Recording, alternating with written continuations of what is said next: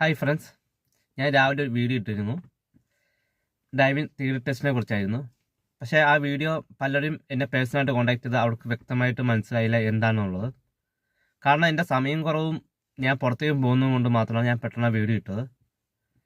ഞാൻ പുതിയതായിട്ട് ഈ വീഡിയോ ചെയ്യുന്നത് അത് വ്യക്തമായിട്ട് പറയാൻ വേണ്ടിയാണ്. നമ്മൾ UK സെപ്റ്റംബർ മുതൽ ഡ്രൈവിംഗ് തിയറി ടെസ്റ്റിൻ്റെ റൂൾ ചേഞ്ച് ആവുകയാണ്. അപ്പോൾ ഇതിനെക്കുറിച്ച് പല ആൾക്കാരും ചോദിക്കുന്നുണ്ട്. ഞങ്ങൾ 2 കൊല്ലം ആയിട്ടില്ല, അപ്പോൾ അവർക്ക് ഈ തിയറി ടെസ്റ്റ് 2 സെപ്റ്റംബറിൽ എഴുതണോ വേണ്ടോ എന്നുള്ളത്.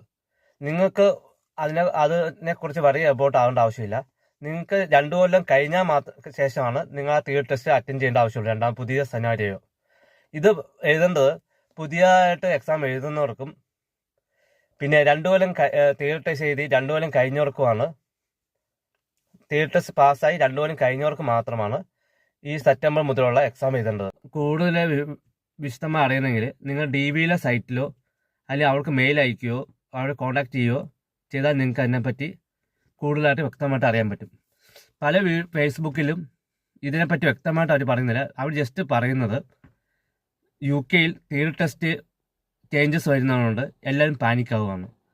അതുകൊണ്ട് നിങ്ങൾ ടെൻഷൻ അടിക്കേണ്ട. നിങ്ങൾ 2 കൊല്ലം കഴിഞ്ഞിട്ട് എക്സാം എഴുതി 2 കൊല്ലം കഴിഞ്ഞിട്ടില്ലെങ്കിൽ നിങ്ങൾക്ക് തിയറി ടെസ്റ്റ് എഴുതേണ്ട ആവശ്യം വരുന്നില്ല. 2 കൊല്ലം കഴിഞ്ഞവർക്ക് മാത്രമാണ് തിയറി ടെസ്റ്റ് എഴുതേണ്ട ആവശ്യം വരുന്നുള്ളൂ. അതുകൊണ്ട് ടെൻഷൻ അടിക്കേണ്ട, റിലാക്സ് ആകൂ, ലൈഫ് എൻജോയ് ചെയ്യൂ. Thank you.